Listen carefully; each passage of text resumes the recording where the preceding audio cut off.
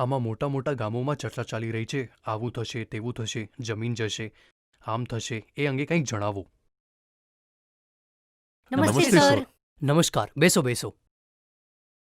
ભાઈ, તમે લોકો જે ચર્ચા કરી રહ્યા છો કે સરકાર જે બિલ લાવી છે, શું બિલ છે, જમીન જઈ રહી છે, પાકનું શું થયું, તો અમને પણ કયા કરો છો અને પરસ્પર ચર્ચા કરતા રહ્યા છો. આજે આપણી સાથે વિજયજી આવ્યા છે. આ વિજયજી, જે પણ સમસ્યા હોય આમની સાથે વાત કરો. તમે લોકોએ સાંભળ્યું હશે કે સરકારે નવો કાયદો બનાવ્યો છે જેમાં કોન્ટ્રાક્ટ ફાર્મિંગની વાત કરી છે. તો તમે નવો કાયદો જે અંગે ચર્ચા સાંભળી હશે તે અંગે જાણકારી ખૂબ મળી છે, પણ પૂરી ક્લેરિટી નથી. ક્લિયર નથી. બિલકુલ, આજે આપણે એની ચર્ચા કરીશું. તમારા જેટલા પણ સવાલોના જવાબ અમારી પાસે છે તે અમે તમને આપીશું. કાયદો બહુ જ સિમ્પલ છે, ખેડૂતોના હિતમાં છે. ખૂબ સારો કાયદો ભારત સરકારે બનાવ્યો છે અને પર્પઝ એનો એ છે કે કાયદાનો આધાર એ છે કે ખેડૂતોની આવક કેવી રીતે વધે, ખેડૂતોની જે બજારની જરૂરિયાતો છે એની સાથે કેવી રીતે જોડવામાં આવે અને ખેડૂતોની ખુશાલી કેમાં છે. ખેડૂતોનો જે કોન્ટ્રાક્ટ હશે તેમાં કોણ કોણ સહી કરશે? જુઓ, જે કાયદો બનાવ્યો છે ભારત સરકારે એ પ્રમાણે કોઈ પણ માણસ, કોઈ પણ જે કંપની છે, સામાન્ય માણસ છે, વેપારી છે, એક્સપોર્ટર છે, પ્રોસેસર છે, કોઈ પણ તમારી સાથે કોન્ટ્રાક્ટ સહી કરી શકે છે. જો તે કોન્ટ્રાક્ટ તમારી ઈચ્છા અનુસાર હોય, ટર્મ્સ એન્ડ કન્ડિશન્સ જો બંને પાર્ટીઓને સમજાય તો તમે કોન્ટ્રાક્ટ કરી શકો છો. આ જે કોન્ટ્રાક્ટ હશે તે વાવણી અગાઉ હશે કે વાવણી પછી હશે? જુઓ, તમારો જે સવાલ છે કે ખેડૂત ક્યારે કોન્ટ્રાક્ટ સહી કરશે, તમે પ્રયાસ કરો કે હંમેશા પાક વાવતા અગાઉ સહી કરો. પોતાના ટર્મ્સ એન્ડ કન્ડિશન્સ જે વેપારી તમારી સામે આવે તે સાથે વાતચીત કરો. પોતાના ટર્મ્સ એન્ડ કન્ડિશન્સને સમજો, એની જરૂરિયાતોને સમજો. જ્યારે સમજમાં આવી જાય, જ્યારે તમે એની વાતને સમજી જાઓ, એ તમારી વાતને સમજી જાય, ત્યારે તમે અગ્રીમેન્ટ સહી કરો અને પ્રયત્ન કરો કે પાક વાવતા અગાઉ, જેથી એની જરૂરિયાતો તમે જાણતા હો, તમને સમજાઈ જાય કે તે શું ઈચ્છે છે અને તેને સમજમાં આવે કે તમે શું આપી શકો છો. જ્યારે ખાતરી થઈ જાય ત્યારે જ તમે કોન્ટ્રાક્ટ સહી કરો. કોન્ટ્રાક્ટ સહી કરવો કોઈ બળજબરી નથી, કોઈ મજબૂરી નથી. જે આ સમજૂતી કરશે એના કાગળ કોણ રાખશે?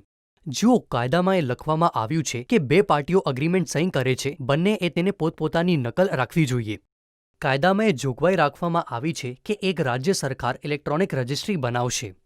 જે પણ તમે કોન્ટ્રાક્ટ સહી કરશો, તમે તેની ફોટો કોપી કરીને તમે એને ઇલેક્ટ્રોનિકલી અપલોડ કરી શકો છો, જેથી કાલે ઉઠીને ક્યારે કોઈ વાતને લઈને એની જરૂર પડે, કોઈ વિવાદ હોય, કોઈ અન્ય સમસ્યા આવે તો સરકાર કે અધિકારી ત્યાં તે કોન્ટ્રાક્ટને ડાઉનલોડ કરી વાંચી શકે છે અને એ જણાવી શકે છે કે કોન્ટ્રાક્ટમાં તમે લોકોએ શું સહી કર્યું હતું અને શું જોગવાઈ હતી, જેથી વિવાદની સમસ્યા જ્યારે પણ આવે તે સરળતાથી પતી જાય. જે અમે સમજૂતી કરી રહ્યા છે અને શરતો શું હશે એને કોણ નક્કી કરશે? જો કાયદાની જે જોગવાઈ છે તે એ છે કે ટર્મ્સ એન્ડ કન્ડિશન્સ તે બંને પાર્ટીઓ મળીને નક્કી કરશે. જેમ કે તમે ખેડૂત છો અને એક વેપારી છે જે તમારી સાથે કોન્ટ્રાક્ટ કરવા માંગે છે, તો તમે લોકો પરસ્પર ચર્ચા કરીને ટર્મ્સ એન્ડ કન્ડિશન ફાઇનલ કરશો. કોઈ કોઈના પર દબાણ નથી નાખી શકતું, ઠીક છે? જ્યારે તમારી ટર્મ્સ એન્ડ કન્ડિશન્સ તમને સમજાઈ જાય, જ્યારે તમને લાગે છે કે હવે વાતચીતથી વાત સમજાઈ ગઈ છે, ત્યારે તે ટર્મ્સ એન્ડ કન્ડિશન્સને તમે કાગળ પર લખી લો, જે તમારો કોન્ટ્રાક્ટનો અધિકાર હશે, ઠીક છે? તે બેઝ પર તમે એમાં સહી કરશો અને તે તમારી કોન્ટ્રાક્ટ ફાર્મિંગનો કોન્ટ્રાક્ટ બની જશે. તો બંને પાર્ટી મળીને નક્કી કરશે કે ટર્મ્સ એન્ડ કન્ડિશન્સ શું હશે. આ સોદો છે, ઉપરનો ખર્ચો છે, બી છે, ખાતર છે, આ કોણ આપશે? જો બહુ જ સારો સવાલ તમે કર્યો કે ઘણી વખત જે વેપારી છે, કંપની છે, તે પોતાના તરફથી ખાસ કહે છે કે અમારે આ પાક ઉગાડવા છે, તેના બીજ કદાચ તમને બજારમાં નહીં મળે.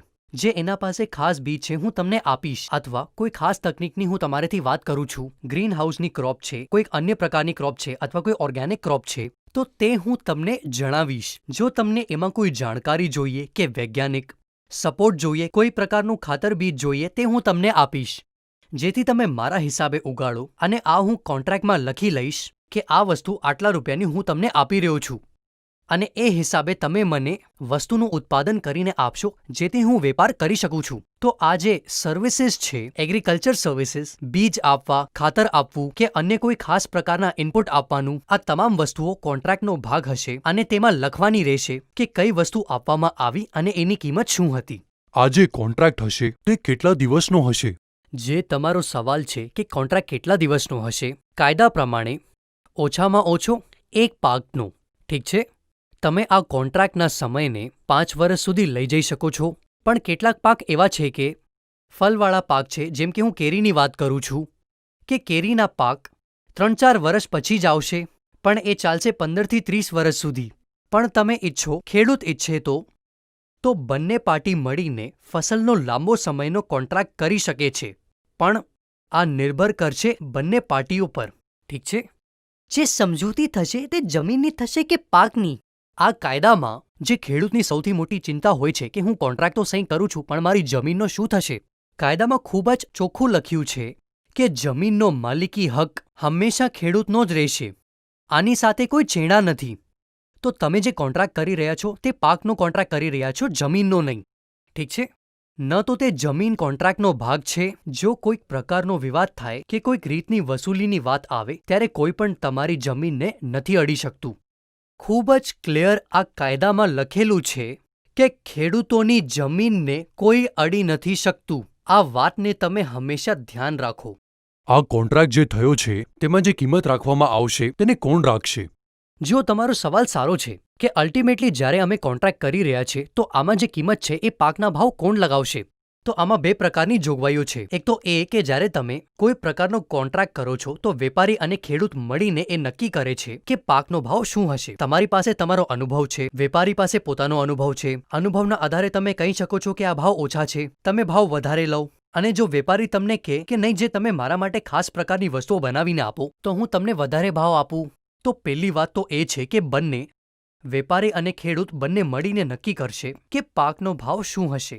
જો માની લો કે બજારમાં કોઈ એવી સ્થિતિ આવે કે જ્યારે ખૂબ જ વધારે પ્રોફિટ થઈ રહ્યો હોય કોઈ પાકમાં, તે વખતે કાયદામાં એ જોગવાઈ પણ રાખવામાં આવે છે કે વેપારી અને ખેડૂત બંને નક્કી કરી શકે છે નફો મેં વિચાર્યો હતો એના કરતાં વધારે થઈ રહ્યો છે તો તેમાં ખેડૂતની ભાગીદારી કરવામાં આવે, જેથી હંમેશા ખેડૂતને પ્રોત્સાહન મળતો રહે કે હું જે વેપારી સાથે કામ કરી રહ્યો છું તેઓને નફો મળે તો એ મને પણ થોડો નફો આપશે, તો ખેડૂતને વધારે ફાયદો થયો. અને વેપારી તથા ખેડૂત બંને મળીને કામ કરે છે તો બંનેઓને ફાયદો થશે. તો પરસ્પરમાં જ તમે નક્કી કરશો કે પાકનો ભાવ શું હશે. એક તરફ જ્યાં ખેડૂત ભાઈ કરી શકે છે, તમારી આજુબાજુ જે બજાર છે એપીએમસી બજાર સમિતિ, ત્યાંનો જે ભાવ ચાલી રહ્યો છે તમે એનો પણ રેફરન્સ લઈ શકો છો કે જે પણ બજાર સમિતિનો રેટ ચાલી રહ્યો હશે હું તેના પર તમારાથી 2%, 5%, 15%, 50% જે પણ વધારે હોઈ શકે છે પરસ્પર તમે સમજૂતી કરી શકો છો કે આપણે એપીએમસીના રેટ તો આધાર બનાવી લઈશું, તેના ઉપર તમારે અમને આટલું આપવાનું રહેશે.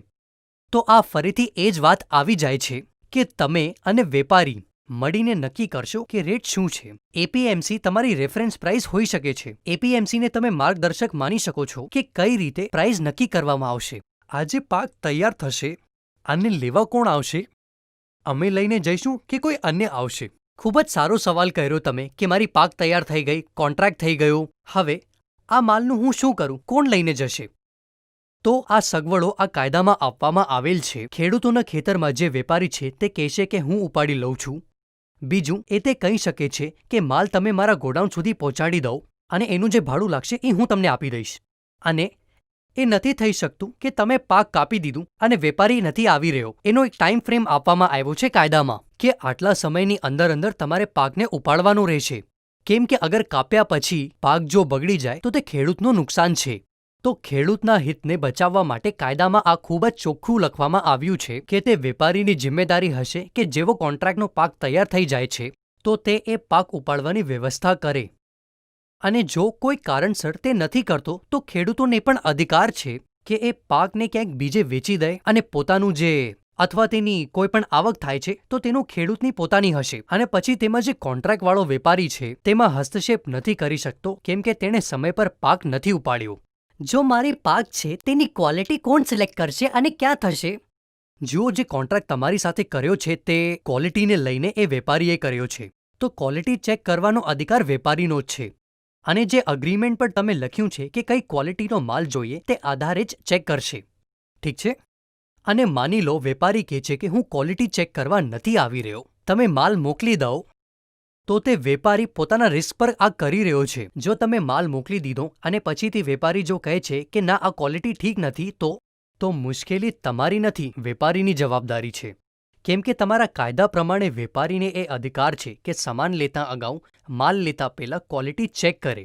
જો તે ચેક નથી કરતો અને કહે છે કે તમે મોકલી દો, તો તે તેનું રિસ્ક છે, તમારું નથી. તો ક્વોલિટીની જવાબદારી વેપારીની. તમારે એ જ આપવાનું છે જે વેપારીએ કોન્ટ્રાક્ટમાં સહી કર્યો છે. જે હિસાબ કરાવે છે, સમજોતો કરાવે છે, આ પૈસા અમને ક્યારે મળશે? ખૂબ સારો સવાલ છે તમારો. અલ્ટિમેટલી આપણે એ જ કહીએ છીએ કે ખેડૂતોને પૈસા ક્યારે મળશે. કાયદો એવો કહે છે કે જે તમે પ્રોડક્શન કર્યું, જે તમે માલ તૈયાર કર્યો, વેપારી તેના તરત જ પૈસા આપે અને પોતાનો માલ ઉપાડે. માલ ઉપાડતા અગાઉ પહેલા પૈસા આપો. જો તે સમયે તમારી પાસે પૈસા નથી તો રસીદ આપો. આ કાયદો ખૂબ જ ચોખ્ખી રીતે ખેડૂતોના હિતની રક્ષા કરે છે. જે અમારી સમજૂતી હશે તેમાં રાજ્ય સરકાર હસ્તક્ષેપ તો નહીં કરે કોઈ, અથવા અન્ય કોઈ. જ્યારે તમે કોન્ટ્રાક્ટ સહી કરો છો, તમારી અને વેપારીની વચ્ચે કોન્ટ્રાક્ટ સહી થાય છે. વેપારીને પણ કદાચ ટેન્શન હોઈ શકે છે કે હું આટલું પ્રોડક્શન કરાવી રહ્યો છું એક્સપોર્ટ માટે, પ્રોસેસિંગ માટે, 5,000 ટન, 2,000 ટન, તો શું થશે? શું રાજ્ય સરકાર એના પર કોઈ પ્રતિબંધ લગાવી શકે છે કે કોઈ ત્રીજો વ્યક્તિ આવીને કહી શકે છે કે તમે આ કોન્ટ્રાક્ટ કેમ સહી કર્યો? વેપારીની સાથે તમે સહી નથી કરી શકતા. આ પ્રકારની ગેરસમજો લોકોમાં છે. કાયદા પ્રમાણે ખૂબ જ ક્લિયર કહેવામાં આવ્યું છે કે જો તમે કોન્ટ્રાક્ટ ફાર્મિંગ કાયદા પર ભારત સરકારનો નવો કાયદો આવ્યો છે તેના હેઠળ તમે જો કોઈ કોન્ટ્રાક્ટ સહી કરો છો, તેમાં રાજ્ય સરકારનો કોઈ પણ ડિપાર્ટમેન્ટ હસ્તક્ષેપ નથી કરી શકતો. જેવો કાયદો છે ભંડારણ વ્યવસ્થાને લઈને એસેન્શિયલ કોમોડિટી એક્ટ. શું તમે તે અંતર્ગત આના પર રિસ્ટ્રિક્શન લગાડી શકો છો? તમે તેના પર પણ નથી લગાવી શકતા. અર્થાત કમોડિટી એક્ટનો જે કાયદો છે તે એ સામાન પર, એ પાક પર નહીં લાગે જે આ કોન્ટ્રાક્ટના માધ્યમથી ઉત્પન્ન કરાવવામાં આવેલ છે. તો તમે નિશ્ચિંત રહો. જો તમને રેટ સારો મળે છે, વેપારી જો તમારા પાકના સારા ભાવ આપવા માટે તૈયાર છે, તમને ખાતરી છે, તમે કોન્ટ્રાક્ટ કરો અને પોતાના પાકના સાચા ભાવ લો. તમને કોઈ પણ ડિપાર્ટમેન્ટમાંથી, ભલે પછી તે રાજ્ય સરકારનો હોય કે કેન્દ્ર સરકારનો હોય, કોઈ હસ્તક્ષેપ નહીં હોય. જો કોઈ વાત પર વિવાદ થઈ ગયો તો તેની પતાવટ કેવી રીતે થશે? જો આજે આપણે સમજૂતી કરી રહ્યા છે, કોન્ટ્રાક્ટ કરી રહ્યા છે, ક્યારેક એવું થઈ જ જાય છે કે માની લો કે કોઈક વાતને લઈને વાદ વિવાદ થઈ ગયો. હવે શું કરવું જોઈએ? પણ અમે નાના ખેડૂતો છીએ. અમારો વિવાદ કેટલાનો હશે? 1 ટનનો, 2 ટનનો, 5,000 ટનનો, 15,000 ટનનો, 20,000 ટનનો. પણ 20,000 રૂપિયા માટે જો મારે કોર્ટના ધક્કા ખાવા પડે, ન જાણે વકીલોના કેટલા ખર્ચા થશે, તો વધારે સારું કે અમે પરસ્પર ઉકેલી લઈએ. તો આ જોગવાઈ આ કાયદામાં કરવામાં આવી છે કે આપણે સૌથી પહેલા પરસ્પર વિચાર વિમર્શથી તેને ઉકેલી લઈશું. જો પરસ્પર વિચાર વિમર્શથી વિવાદ નથી ઉકેલતો તો અમે એસડીએમ સાહેબ પાસે જઈશું. જો એસડીએમ સાહેબથી પણ નથી ઉકેલતો તો એમનાથી જે મોટા અધિકારી છે એમની પાસે જઈશું. પણ 30 દિવસની અંદર આ કાયદાના પ્રમાણે તમારી સમસ્યાનો ઉકેલ આવી જવો જોઈએ, જેથી ખેડૂત પણ ખુશ રહે અને વેપારી પણ ખુશ રહે અને પછીના પાકમાં તમે ફરીથી મળીને કામ કરો, ત્યારે જ તો ફાયદો છે. તો એટલે આ કાયદામાં ચોખ્ખી રીતે લખવામાં આવ્યું છે કે જલ્દી ન્યાય અને ઓછા ખર્ચે ન્યાય તેઓને કેવી રીતે મળે. હમણાં જેટલા તમે લોકોએ સવાલ કર્યા, મેં એનો જવાબ આપ્યો. આશા છે કે તમારા કેટલાક સવાલ હશે. મારો એક નિવેદન છે આપ સૌને કે સંસદે આ કાયદો પાસ કર્યો છે, તે સૌની પાસે છે. તમે ઇન્ટરનેટ પરથી પણ લઈ શકો છો, કોઈ પણ અધિકારી પાસેથી પણ લઈ શકો છો. પ્રયાસ કરો કે તમે એક વખત આ કાયદાને વાંચો, કેમ કે દરેક પ્રકારના લોકો છે સમાજમાં. કોઈ તમને ફોલાવશે, કોઈક બોલશે કે કાયદામાં આવું લખ્યું છે, તેવું લખ્યું છે, તમને ડરાવશે, તમને મિસગાઈડ કરશે, તમને ફોસલાવવાનો પ્રયાસ કરશે. કૃપા કરી તેઓના ફોસલાવામાં ન આવો. કાયદાને પોતે વાંચો. ખૂબ જ સિમ્પલ કાયદો છે, નાનકડો કાયદો છે. જો કોઈ પણ કારણસર અગર અમારા કોઈ ખેડૂત ભાઈ કે ખેડૂત બેન નહીં વાંચી શકે તો શાળાના માસ્ટરની પાસે લઈ જાઓ, અથવા ગામમાં જે વાંચતા જાણે છે તમે એમને કહો કે જરાક અમને વાંચીને સમજાવી દો, જણાવી દો. પણ પ્રયાસ કરો કે તમે જાતે જ વાંચો, જેથી તમને સચ્ચાઈની ખબર પડે કે જે સરકારે કાયદો બનાવ્યો છે તે તમારા માટે ફાયદાકારક છે. અને જો તમે પોતે જાણકારી નહીં રાખો, કોઈ પણ તમને ફોસલાવી શકે છે, ખોટો રાસ્તો દેખાડી શકે છે. તો મારું નિવેદન છે આ દેશના તમામ ખેડૂત ભાઈઓથી, તમને સૌ લોકોને, કે જાણકારીને જાતે જાણવાનો પ્રયાસ કરો, વાંચવાનો પ્રયાસ કરો, જેથી તમને કોઈ ફોસલાવી ન શકે, ખોટો રાસ્તો ન દેખાડે. અને જે કાયદો છે તે તમારા ભલા માટે છે. તો મને લાગે છે આનાથી તમારો ફાયદો થશે. તમે લોકોએ બોલાવ્યો, મને ટાઈમ આપ્યો, સાંભળ્યો, ખૂબ ખૂબ ધન્યવાદ આપ સૌનો. અને ફરીથી ક્યારેક મુલાકાત થશે. કોઈક વસ્તુની જરૂર હોય, સમજવાની જરૂર હોય, હું અવેલેબલ છું. તમે મારાથી વાત કરી શકો છો. ધન્યવાદ. હમણાં આપે આપણા ખેડૂત ભાઈઓ સાથે એક પરિચર્ચા સાંભળી, જેમાં ઘણા બધા મુદ્દાઓ એમને ઉપાડ્યા. ભારતના જે કોન્ટ્રાક્ટ ફાર્મિંગના જે કાયદા છે તેના સંદર્ભમાં તેમની સાથે કોઈ ખાસ વાતની ચર્ચા હું તમારી સાથે કરીશ, જેથી તમને આ કાયદાના ફાયદા સમજાઈ જાય અને તમે એનો લાભ લઈ શકો. કોન્ટ્રાક્ટ ફાર્મિંગ એક્ટના પ્રમાણે કોન્ટ્રાક્ટ ફક્ત પાક માટે જ કરવામાં આવ્યો છે. આમાં ક્યાંય પણ જમીનનો કોન્ટ્રાક્ટ નથી. જમીનનો માલિકી હક હંમેશા ખેડૂતોનો જ રહેશે. કોન્ટ્રાક્ટ ફાર્મિંગ એક્ટના પ્રમાણે જે ખેડૂત ભાઈ ભાડે ખેતી કરી રહ્યા છે તે પણ કોન્ટ્રાક્ટ કરી શકે છે અને તેના પર એ નક્કી કરવાનું રહેશે કે કોન્ટ્રાક્ટ કેટલા સમયનો છે. કોન્ટ્રાક્ટ ફાર્મિંગ એક્ટના પ્રમાણે કોઈ પણ ખેડૂતની સાથે કોન્ટ્રાક્ટ કરી શકે છે, ભલે પછી તે એક્સપોર્ટર છે, પ્રોસેસર છે, વેરહાઉસવાળા છે કે કન્ઝ્યુમર છે.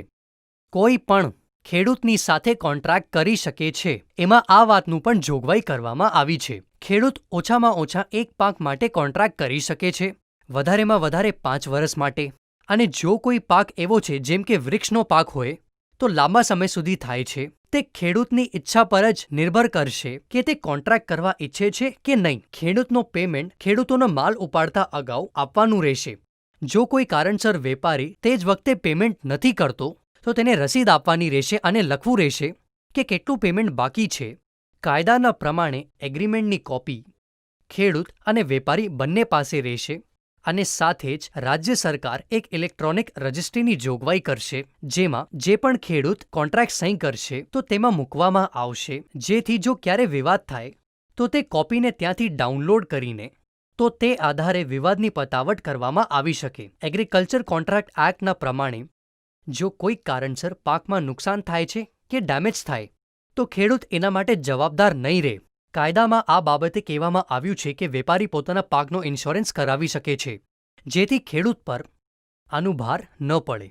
કોન્ટ્રાક્ટ ફાર્મિંગ એક્ટના પ્રમાણે ખેડૂતને એ સગવડ આપવામાં આવી છે કે અગર કોઈ વિવાદ થાય તો તે એસડીએમ ઓફિસ વયા જાય. એસડીએમ સાહેબ કોઈ પણ સમજદાર માણસને કહે કે તમે આ વિવાદને પટાવટ કરો, 30 દિવસોમાં જણાવો કે શું સ્થિતિ છે અને આ આખી પ્રક્રિયા 30 દિવસમાં પૂર્ણ થશે.